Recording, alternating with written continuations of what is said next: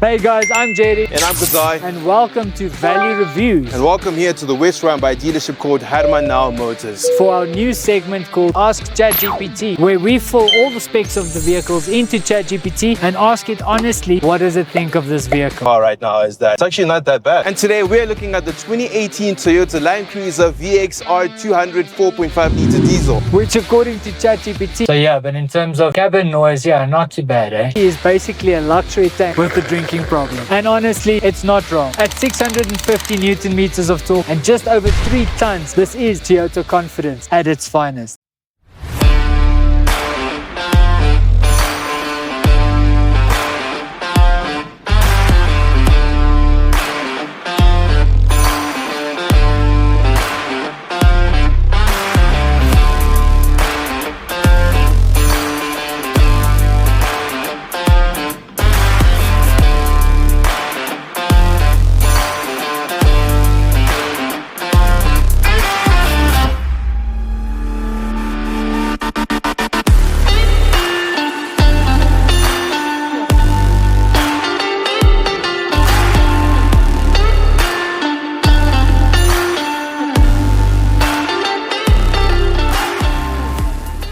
So hey guys, welcome inside the 2018 VXR 200 4.5 V8. Proudly supplied by Herman Now Motors, and if you would like for us to review some of your cars, make sure to get in touch with us with the contact details in the description box down below. So starting off with the engine spec, this car has a 4.5 litre turbocharged V8 diesel engine making 195 kilowatts and 650 Newton meters of torque. Holy smoke. Nearly weighing almost 3 tons. Do you feel that weight or not necessarily? So just to rectify you, it's actually at 3.3 tons. And jeez, that's yes, hectic. You do actually feel it. It is quite a big car. I can see the luxury tank part. I can definitely see it.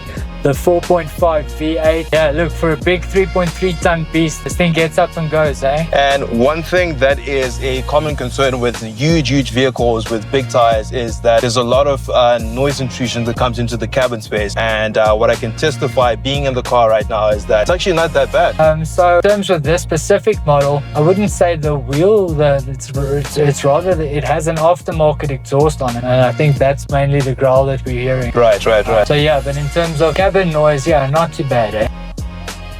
Ironman replacement front bumper, worn winch, front runner roof rack, Toyota bonnet eyelid, Ironman spotlights, Gobi X replacement rear bumper, spare wheel holder, jerry can holder, Toyota accessories tow bar, Valhue and Moon seat covers, and the list goes on. Moving on to the next segment, which will be off-road capability. So we're currently situated in the city of Johannesburg, and we are not in any close vicinity of some core places where we can fully exploit its capabilities. But we do have impressive potholes. Yes, that definitely has to count as some sort of terrain. Maybe we should see how it holds up against some of our potholes. Just joking. This car is incredible off-road. You don't need us to tell you that. Simply Google, watch some reviews.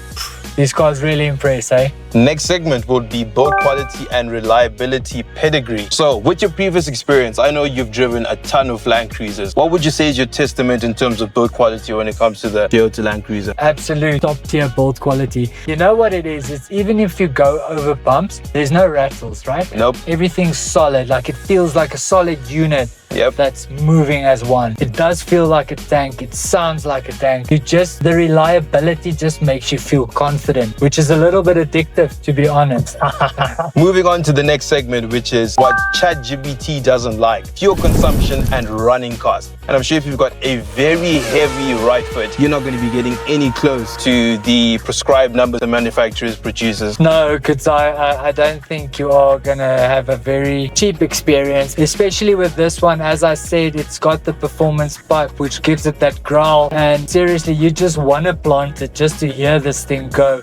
This V8 has a very satisfying noise, so I can see why it's so worth it. I think also if you can afford one of these, then I don't think the price of diesel is really going to be top of mind. That's true. Moving on to the next segment, which is going to be size and agility. We don't have the biggest road situated here in the suburb of Valhue. How does it fare out? Yeah, it really does feel big. It's you've got to look at cars that you don't drive over small cars accidentally, especially like little delivery trucks. They're quite easily, it's a big machine, it's like driving a tank. Feels safe, but it's massive. Right, moving on to our final verdict and score of this vehicle. Personally, on my side, I would definitely give this a 7.5, but according to ChatGPT, it gets a solid 8. What's your take on that, Joe? Well, I'll also have to give it a high number. I'll have to give it round about an 8, 8.5. Also, what we didn't mention was resale value. If you buy one of these, the chances are that you're going to sell it and still make your money back is very good. So it's always a very good investment to invest in Land Cruisers, especially in Africa. Right, that's pretty much it for today's episode. I hope you guys thoroughly enjoyed that. If you'd like for us to review any of your vehicles, like I said, all our information is in the description box down below. That's it from me, Kadzai. And Jerry, thanks for watching, guys.